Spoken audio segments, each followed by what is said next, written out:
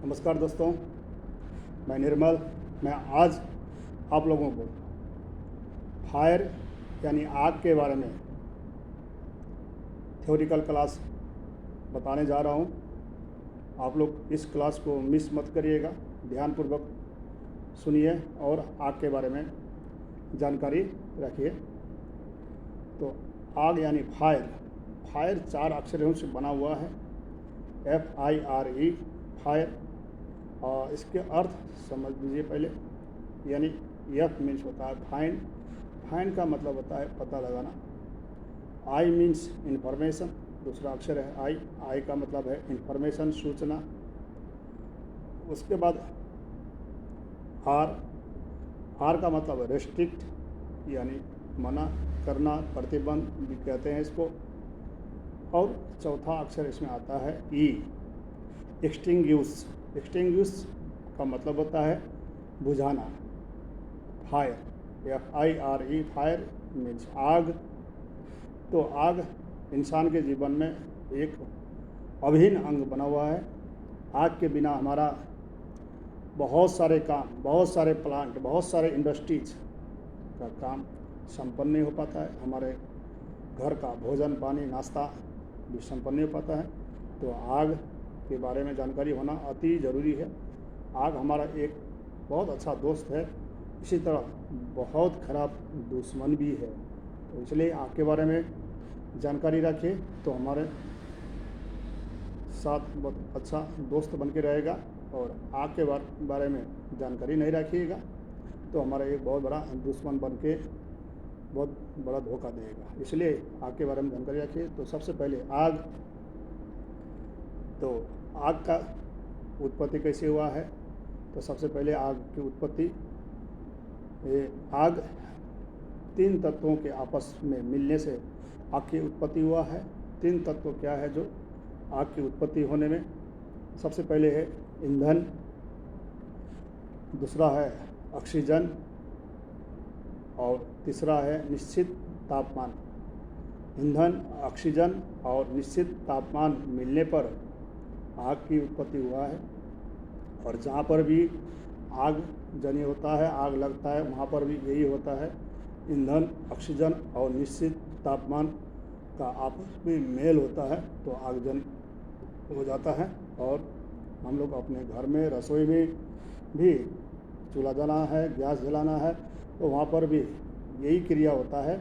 ईंधन, ऑक्सीजन और निश्चित ताप को हम लोग क्या करते हैं, मेल कर देते हैं, तो फिर हमारा गैस चूल्हा जलता है, आग जलता है और फिर हम लोग खाना पकाते हैं। तो आज हम इसके आगे विस्तृत जानकारी रखेंगे। तो अब आग के उत्पत्ति के बारे में बताया मैंने। आग का परिभाषा बताता हूँ मैं आपको। एक सिंपल सा परिभाषा आप समझेंगे, इसलिए सिंपल वे में हम लोग चल रहे हैं। आग एक साधारण रासायनिक प्रतिक्रिया है जिसमें ईंधन, ऑक्सीजन और निश्चित तापमान मिलने पर आग की उत्पत्ति होती है। तो आग उत्पत्ति होती है, तो आग कैसे उत्पत्ति होता है तो आपको कैसे मालूम चलेगा? तो वहाँ पे आपको रूप या प्रमाण स्वरूप आपको धुआं, प्रकाश और ऊष्मा दिखाई देगा। तो वहाँ पर आपको लगेगा कि आग लग गया, यानी आग जल गया। ठीक है, तो ये आग का परिभाषा हुआ। एक बार और आग का परिभाषा रिपीट कर रहा हूँ मैं। आग एक साधारण रासायनिक प्रतिक्रिया है जिसमें ईंधन, ऑक्सीजन और निश्चित तापमान मिलने पर आग की उत्पत्ति होती है। तो दोस्तों आगे बढ़ते हैं। टाइप्स ऑफ फायर यानी आग के प्रकार। आप लोग आग के प्रकार के बारे में जानिए। कहीं भी आपको कोई सवाल करता है आग कितने प्रकार का है, तो आप लोग बिना रुके बताइए। आग मुख्य 4 प्रकार का होता है। मुख्य 4 प्रकार का आग है। मुख्य 4 प्रकार आग में नंबर 1 साधारण आग। नंबर 1 साधारण आग, जिसको इंग्लिश में ऑर्डिनरी फायर भी कहते हैं। साधारण आग जैसे लकड़ी, कोयला, घास, कपड़े, लत्ते, इस तरह का ठोस पदार्थ जो जलने के बाद राख या कोयला अवशेष के रूप में छोड़ता है, जिसे हम साधारण आग कहते हैं। साधारण आग को बुझाने के लिए हम लोग पानी का इस्तेमाल करते हैं और रेत बजरी का भी इस्तेमाल कर सकते हैं। दूसरा नंबर है नंबर 2, तेलीय आग। तेलीय आग एक ज्वलनशील आग है, एक खतरनाक आग है जो तरल पदार्थों में लगने वाले जितने भी प्रकार के तरल पदार्थ जो जलता है उसे हम तेलीय आग यानी बी क्लास फायर में रखते हैं। जैसे diesel, kerosene, petrol, thinner, paint, alcohol, spirit, इस तरह का जो भी तरल पदार्थ है। इसके अलावे जो ज्वलनशील है, आग लग पकड़ता है, उसे हम बी क्लास के ग्रुप में पढ़ते हैं। तो ये बी क्लास की आग को बुझाने के लिए, ये ज्वलनशील आग है, इस आग को बुझाने के लिए हम लोग खास करके मैकेनिकल फोम नाम के अग्निशमन यंत्र को इस्तेमाल करते हैं। नंबर 3 यानी तीसरा नंबर में है गैसीय आग। गैसीय आग, इसको दबावीय आग भी बोलते हैं, यानी प्रेशराइज फायर भी कहते हैं। दबावीय आग यानी गैसीय आग, जो ज्वलनशील गैस होते हैं उसमें लगने वाली आग को गैसीय आग, जैसे एलपीजी, सीएनजी। एलपीजी और सीएनजी के फुल फॉर्म भी हमको सही मायने में मालूम होना चाहिए। एलपीजी का सही फुल फॉर्म है लिक्विफाइड पेट्रोलियम गैस और सीएनजी का फुल फॉर्म है कन्फ्रेस्ड नेचुरल गैस।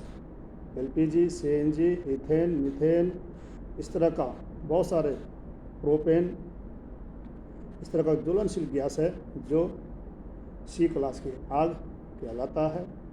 और चौथा नंबर है डी क्लास फायर यानी धातु की आग। धातुएं आग, जो धातु में लगने वाली आग को चौथा नंबर में यानी डी क्लास में रखा गया है।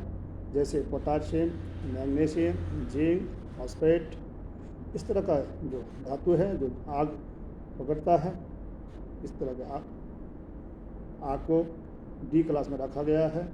और पांचवा में हम जानकारी रखेंगे, लेकिन इसको ग्रुप से हटा दिया गया है, इलेक्ट्रिक फायर। ई क्लास यानी इलेक्ट्रिक फायर, लेकिन अब इसको ग्रुप से अलग कर दिया गया है क्योंकि बिजली की आग बिजली के उपकरणों में लगता है, जैसे फ्रिज, रेफ्रिजरेटर, एसी, कंप्यूटर, जो भी बिजली से चलने वाले यंत्र है उनमें ओवरहीट या लूज वायरिंग या शॉर्ट सर्किट किसी कारणवश आग लग जाता है। तो ऐसे सिचुएशन में कोई भी फायरमैन उस समय में आग बुझाने से पहले बिजली का सप्लाई को काटने का व्यवस्था यानी बिजली का एमसीबी बंद करने का सबसे पहले काम करें। या फिर एमसीबी अगर आपको नज़दीक आसपास नहीं है तो आप तुरंत बिजली विभाग को फ़ोन करें या फिर कंट्रोल रूम को फ़ोन करें और सबसे पहला आपका काम होगा बिजली का सप्लाई को बंद कराना। तो आप कंफर्म हो जाइए कि बिजली का सप्लाई बंद हो गया, उसके बाद आप फिर वहाँ पे आग बुझाने में जुट जाइए। तो उसके बाद क्या हो जाता है, ये वहाँ पे बिजली का सप्लाई बंद हो जाने के बाद ये आग दूसरे ग्रुप में कन्वर्ट हो जाता है। वहाँ पे आसपास एरिया में जो भी मटेरियल है, किस में आग लग रहा है देखना है आपको, देख करके फिर आप उसी हिसाब से डिसाइड कर लेते हैं कि इस आग को किस यंत्रों के द्वारा हम बुझा सकते हैं। तो ये बिजली की आग हो गया। तो दोस्तों, ये आग के प्रकार आप लोगों को बताया मैंने अभी। इसके बाद अब आगे चलेंगे, आपको मैं आग बुझाने की विधि, आग के प्रकार तो हो गया, आग के परिभाषा हो गया, अब आग बुझाने की विधि के बारे में भी सरसरी तरीका तौर से मैं आप लोगों को जानकारी दूंगा। तो पहले आग बुझाने की विधि नंबर 1 में हम लोग चलेंगे स्टारवेशन मेथड। नंबर 1 में स्टारवेशन मेथड यानी ईंधन हटाकर, इसका हिंदी में समझने के लिए हम लोग ईंधन हटाकर, स्टारवेशन मेथड इंग्लिश में हो गया, हिंदी में इसको ईंधन हटाकर यानी कट ऑफ फ्यूल, ईंधन को हटा करके आग को बुझा सकते हैं। आग बुझाने का एक पहला तरीका है ये, फ्यूल को हटा करके। मान लीजिए कोई क्लासरूम है, बहुत सारे वहाँ पे लकड़ी का फर्नीचर है, टेबल है, तो वहाँ पर एग्जाम्पल एक टेबल में आग लग रहा है तो उसके आसपास बहुत सारे टेबल कुर्सी पड़ा हुआ है। ऐसे सिचुएशन में हम लोग क्या करेंगे, आसपास में जितने भी टेबल कुर्सी है उनको वहाँ से हटा देंगे, जो बाकी सामान को वहाँ से दूर हटा देंगे, और जो टेबल जल रहा था जल के वो ख़त्म हो जाएगा, और आग को आगे जलने के लिए कुछ मटेरियल वहाँ पे बचेगा नहीं, तो आग स्वतः बुझ जाता है। इसको भूखा मारना भी कहते हैं। आग को भूखा मारना यानी आग को खाने के लिए अब कुछ बचेगा नहीं, तो एक आग भूखा मरना हो जाता है वहाँ पर। तो इसको बोलते हैं स्टारवेशन मेथड, यानी ईंधन हटाकर। तो हम आग बुझाने का विधि नंबर 2 में चलेंगे। 2 नंबर विधि में हम लोग पढ़ेंगे आग बुझाने का विधि स्मोदरिंग मेथड। स्मोदरिंग मेथड यानी इसको हम कट ऑफ ऑक्सीजन भी कहते हैं, मतलब ऑक्सीजन का सप्लाई बंद करके। ऑक्सीजन अगर आग लगने के लिए ईंधन, ऑक्सीजन और निश्चित ताप जैसी ज़रूरत है, इसी तरह अगर वहाँ पर ऑक्सीजन नहीं मिलेगा जो आग स्वतः बुझ जाएगा। तो वहाँ स्मोदरिंग मेथड यानी ऑक्सीजन को हटाकर हम आग बुझाने का उपाय अपनाते हैं और आग पर काबू पा जाते हैं।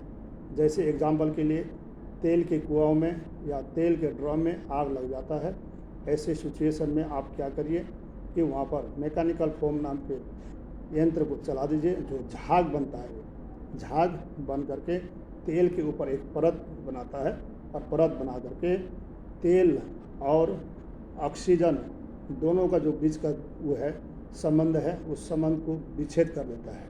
यानी ऑक्सीजन क्या है, तेल तक सटने नहीं देता है। तो ऐसे सिचुएशन में क्या हो जाता है, आग बुझ जाता है। जिसको ऑक्सीजन का सप्लाई नहीं मिल पाता है तो आग स्वतः बुझ जाता है, जिसको बोलते हैं कट ऑफ ऑक्सीजन।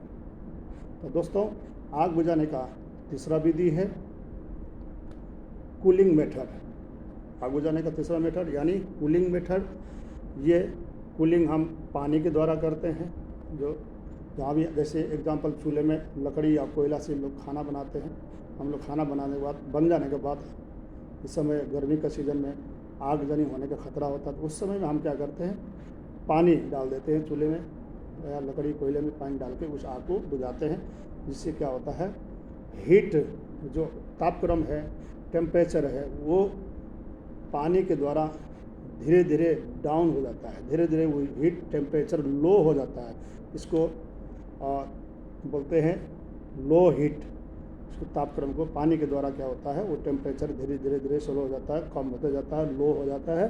तो इसको कूलिंग मेथड के द्वारा बुझाया जाता है। तो इस तरह के 3 विधि, मुख्य 3 विधि हो गया। नंबर 1 स्टारवेशन, नंबर 2 स्मोदरिंग, और नंबर 3 कूलिंग मेथड। तो आप लोगों ने ये आग बुझाने का 3 विधि भी समझे। तो चौथा एक और है एक्स्ट्रा में, जो मैं आप लोगों को पढ़ा देता हूँ, समझा देता हूँ, जो ऐसे किताबों में आपको कई जगह पढ़ने को मिलेगा, कई जगह नहीं मिलेगा, लेकिन फिर भी जानकारी होना अति आवश्यक है। चौथा एक विधि है बीटिंग मेथड। बीटिंग मेथड हम लोग गांव देहात में ये खास करके बहुत कारगर है। गांव देहात में, क्योंकि इंडस्ट्रियल में तो आपको बहुत सारे यंत्र, बहुत सारे साधन संसाधन उपलब्ध होगा, लेकिन गांव देहात में ये सब संसाधन उपलब्ध होने का कोई मतलब नहीं बनता है। गर्मी के समय में गांव देहात में खेतों में, गेहूं के खेतों में, फसलों में आगजनी हो जाता है। ऐसी सिचुएशन में हमारे पास कोई वहाँ पे फायर का कोई यंत्र वगैरह उपलब्ध नहीं होता है, कोई भी आधुनिक यंत्र उपलब्ध नहीं होता है।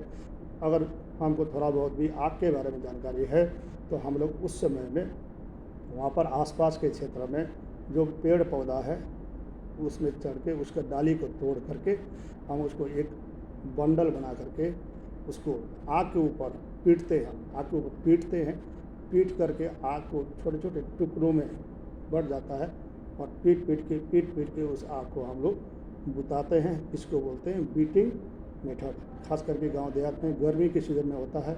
ऑटोमेटिक या कोई किसी गलती के कारण कोई बीड़ी या सिगरेट के माचिस के तिल्ले के कारण खेतों में, जंगलों में, पहाड़ों में आग लग जाता है। उस आग को बुझाने के लिए बीटिंग मेथड बहुत ही कारगर साबित हुआ है।